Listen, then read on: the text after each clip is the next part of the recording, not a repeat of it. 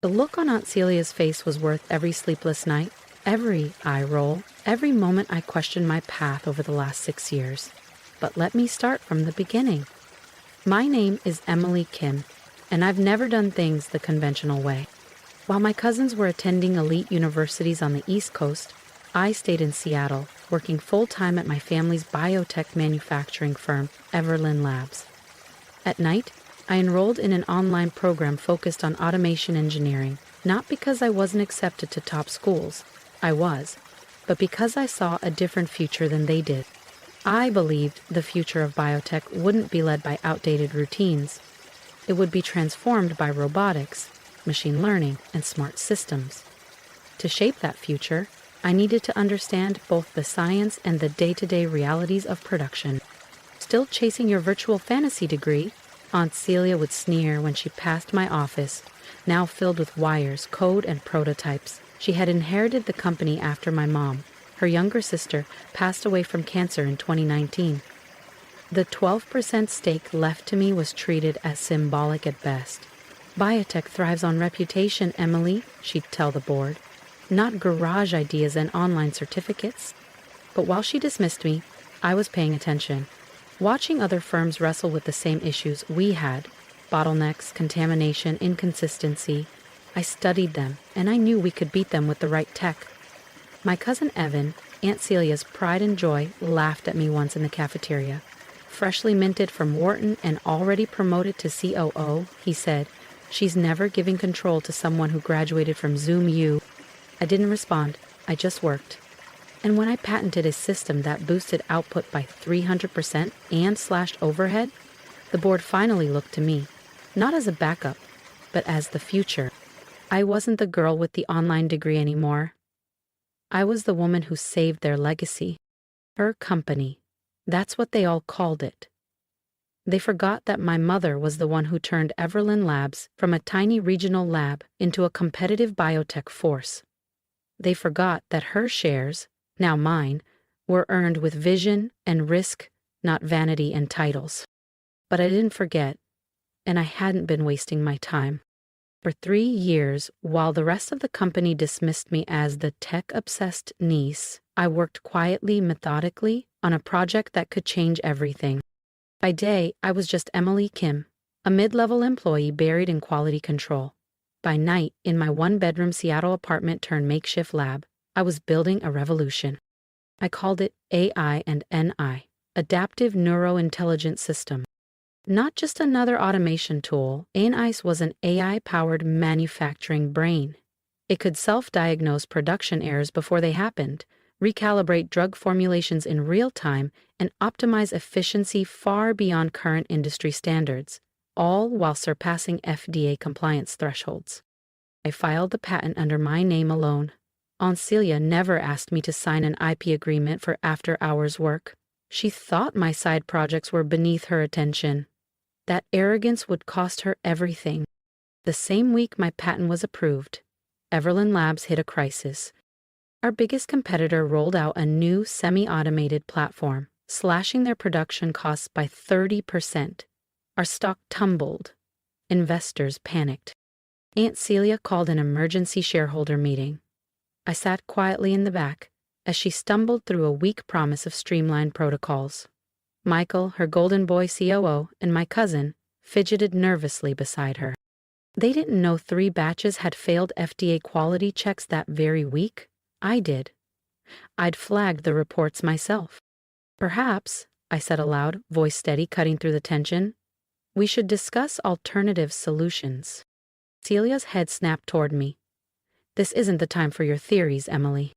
I stood.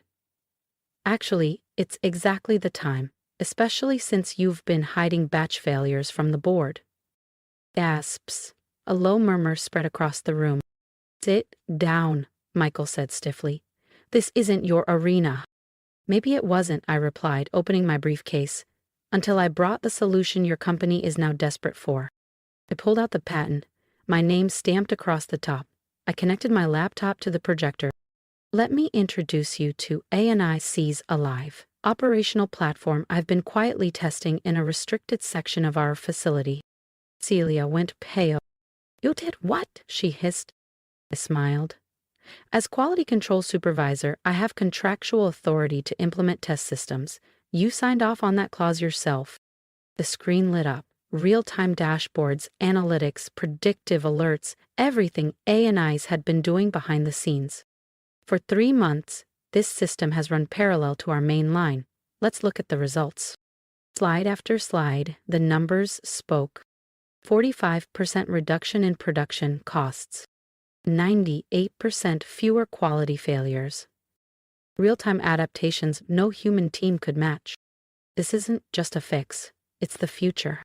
Michael stood up, sputtering. Those figures aren't possible. They are, I replied calmly. The FDA conducted an unannounced inspection last week. Want to see their initial report? Celia gripped the table. This is unauthorized. Actually, it's by the book, I said, flipping to the contract clause. And the patent? It's mine, not the company's. Not yours. The room buzzed. First confusion, then realization. Investors leaned forward. Whispers turned to excitement. We can license this, one said. We can spin it into its own division, said another. I saw dollar signs in their eyes. More importantly, I saw respect. Celia sat frozen. Michael looked lost. Sometimes, the best revenge isn't confrontation. It's standing tall while everyone who underestimated you realizes they were never even in your league. I closed my presentation. My mother built this company's legacy with vision. I intend to protect it with innovation. And judging by the board's reaction, they were ready to follow me. Not the niece, not the backup plan, but Emily Kim, the future of Everlyn Labs. One shareholder called out, "Will other companies really pay for this?" They already have, I replied calmly. This morning I received offers from 3 major biotech corporations. You could have heard a pin drop. They're very interested in the fact that Everlyn Labs doesn't own the patent rights. Aunt Celia shot up so fast her chair clattered to the floor. This is outrageous. You developed this while working for us. The company owns nothing, I interrupted, meeting her glare head-on. I developed the entire system, every algorithm, every prototype, on my own time, in my own apartment, using my own funds. I held up the patent packet. This is registered to Emily Kim, not Everlyn Labs, and your repeated insistence that my work was worthless means you never asked me to sign an intellectual property agreement. My attorneys have documented everything. I clicked to the final slide, a chart forecasting the company's future with and without ANIS. The difference was devastating. Without it, I said, we lose FDA certification in 6 months. Our competitors are using smarter systems. We're lagging behind with processes that should have been retired 5 years ago. With ANIS, I continued, gesturing to the soaring graph. We don't just catch up, we lead. At that moment, the boardroom doors opened. 3 visitors entered. Celia's face turned from rage to a stunned blank. Allow me to introduce David Chin from Merck, Sarah Williams from Moderna, and Thomas Rodriguez from Genentech. I said with a smile. Each of them has expressed interest in acquiring the patent. I invited them today to observe ANIS in action. Michael stood, voice strained. This is a closed shareholders meeting. You can't just... I can, I replied smoothly, holding up a leather folder. As a shareholder, I have the right to invite outside observers to any non-confidential technology demonstration. It's in the bylaws. The ones Dad wrote. The guests took their seats, expressions focused on the screen. So, here's the choice, I continued. Everlyn Labs can license my technology. You retain control, but pay market rates for use of ANIS. Or, I look toward the industry reps. I can accept one of the very generous offers on the table. Celia slammed a fist on the table. This is blackmail. No, I said evenly. This is business. The kind of business you said I'd never understand with my worthless online degree. I pulled out a final document, thick and detailed. This is my formal offer. Exclusive licensing rights to ANII, with several conditions. What conditions? Asked a shareholder, leaning forward eagerly. First, I said, a restructuring of the board. My mother's vision was about progress and innovation, not stagnation and ego. We need leadership that reflects that. Celia's face twisted. You want my position? No, I said firmly. I want the position I've earned, Chief Technology Officer, with a seat on the board. The licensing agreement is contingent upon that appointment. The room went silent, the weight of the moment hung in the air. Michael, usually full of Ivy League confidence, asked, "And if we say no?" I turned again to the visitors. "Then I walk. My patent, my system, my terms." An older board member, Mr. Alder, who'd known my mother, spoke up. "Celia, we need to vote. Now." Celia looked around the room, no support. Her reign, built on control and intimidation, was unraveling. "This isn't over," she hissed. "Actually," I replied, "it is." I nodded toward my attorney, who stepped forward and handed each board member a sealed envelope. "What now?" Celia snapped. "The results of an internal audit I commissioned 3 months ago," I said. It uncovered several irregularities in recent FDA compliance filings, irregularities that aligned precisely with Michael's promotion to VP of Operations. Michael paled. Celia opened her envelope. "The full report has already been submitted to the appropriate federal agencies," I said, keeping my voice steady. "So you have a choice. Accept my proposal or explain to regulators why your records don't match actual batch data." Chaos erupted. Board members whispered, huddled, argued. I stood calmly at the front, watching everything my family once used to dismiss me. Status, fear, tradition, crumble. Dad used to tell me, "You don't fight power with anger. You replace it with something stronger." As they called for an immediate vote, I caught my reflection in the boardroom glass. This time, I didn't just see Dad's determination in my stance. I saw his pride. 6 months can change everything. I stood in what was once Aunt Celia's office, now mine, overlooking the newly renovated production floor of Everlyn Labs. Below me, ANICE hummed quietly, its intelligent algorithms coordinating a seamless ballet of automation, data calibration, and precision pharmaceutical output. Since full implementation, our production efficiency had soared by 250%, and our stock price had tripled. We'd gone from surviving to defining the future. The door swung open. Maria Rodriguez, our new VP of Operations, entered with a smile and a thick folder in hand. "The FDA inspectors just left," she said, grinning. "They're calling us the new gold standard in biotech manufacturing. They even want to model future regulations after our systems." I smiled, remembering how Aunt Celia once warned that my garage project would destroy the company's credibility. She'd been wrong. About that, about me, about everything. The fallout from that fateful shareholders' meeting had been immediate. The board had voted unanimously to accept my proposal, not just because of the patent, but because of the truth the audit revealed. Michael had been falsifying compliance records for months. When the full investigation concluded, he faced multiple charges. Celia had no choice but to resign. Her silence had made her complicit. "Have you seen today's Wall Street Journal?" Maria asked, handing me the paper. The headline read, "Everlyn Labs redefines biotech manufacturing. Stock soars amid AI breakthrough." Beneath that, in smaller print, "Former CEO Celia Whitman under sex scrutiny in separate venture." I skimmed it briefly, then set it aside. Celia wasn't my concern anymore. I had more important things to focus on. Like the Emily Kim Innovation Fellowship, launched in my mother's name, offering scholarships to students pursuing biotech automation, especially those from non-traditional backgrounds. My phone buzzed. A message from Dr. Sarah Chin at MIT. Her team wanted to collaborate on expanding ANIS into CRISPR and cell therapy manufacturing. 5 years ago, I couldn't have gotten MIT to answer my emails. Now they were calling me. A knock on the door broke my train of thought. To my surprise, it was Aunt Helen, Celia's sister and longtime silent observer. "Emily," she said gently, "do you have a moment?" I gestured for her to sit across from me. She hesitated, clearly uneasy in the space where her sister once ruled. "I wanted to thank you," she began quietly, "for what you did for Liam." Leia, Sully's younger son, had always been different from the rest of the family. Quiet, technical, hands-on.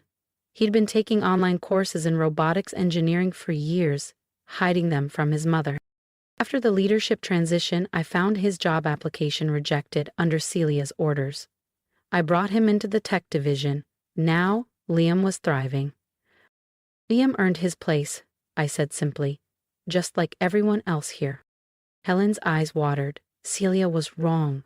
About education, about you, about how this company should be run. She paused. "Your mother would be proud." Would she? I glanced around the office. The heavy oak furniture was gone. The space was bright, open, filled with technical schematics, digital dashboards, and photographs of our diverse engineering teams. The values she raised me with, integrity, vision, and self-determination, were alive in every inch of this building. A soft chime came from my desktop. ANIS had just corrected a pressure variance in one of our clean rooms in real time. Another quiet miracle. Another reason I'd never regret the road I took. "Aunt Celia?" I asked, though I already knew. Industry newsletters tracked her every failed startup, each doomed by her refusal to adapt. "She's adjusting," Helen said carefully. "The SEC investigation's taking its toll, but maybe it's what she needed. She's finally starting to see the world's changed." And it had. Everlyn Labs wasn't just a family business anymore. It was a biotech powerhouse, valued at over $2 billion, 0 cents, with major firms licensing our tech and students from around the world applying to join us. My assistant buzzed in. The quarterly board meeting was about to start. Helen stood. "I heard about your scholarship fund," she said at the door. Celia saw it too. She never said anything, but I think she finally understands what she missed. After she left, I walked down to the production floor. No one looked up. That was a good thing. They were too focused, too passionate, too proud of their roles in shaping this new era. Liam was at his station, calibrating one of ANIS's sensory modules. His online degree in robotics engineering was framed on the wall, just like mine upstairs. "How's the calibration?" I asked. He grinned, eyes sparkling. "Almost too perfect. Just the way we built it." The AI suggested a sensor realignment, improving accuracy by another 3%. I watched ANIS adapt in real time, still amazed that what began as messy sketches taped to my apartment wall had grown into this. An industry-redefining system now studied by MIT and benchmarked by the FDA. The future of biotech manufacturing, born from the persistence of a young woman with an online degree, who simply refused to believe her education was worthless. Back upstairs, I opened my desk drawer and pulled out an old nameplate once displayed on Aunt Celia's desk. Celia Whitman, CEO, embossed in thick, gleaming brass. I dropped it in the recycling bin without a second glance. The nameplate on my desk was simpler, sleek, clean. Emily Kim, Chief Technology Officer. Beneath it was a small inscription, the first line of code I ever wrote for ANIS, back when it was only a dream, and a few notes in the margins of my class lectures. The quarterly board meeting would begin soon, another record-breaking quarter, more innovations to unveil. But first, I drafted a quick message to the head of our scholarship program. Double the number of online degree scholarships next year. And add this to the application. No degree is worthless if you have the vision to use it. Because the real triumph wasn't revenge, it was transformation. Success isn't defined by the school you attended, but by the courage to build something meaningful from what you've learned. And Celia had been right about one thing. Tradition did matter in biotech, but she forgot. Every tradition begins with someone daring to break the mold. As I walked toward the boardroom, I passed our newly updated mission statement. Everlyn Labs, where innovation meets integrity. And beneath it, in smaller print, the words, "My mother lived by." Education is never worthless. Vision is priceless.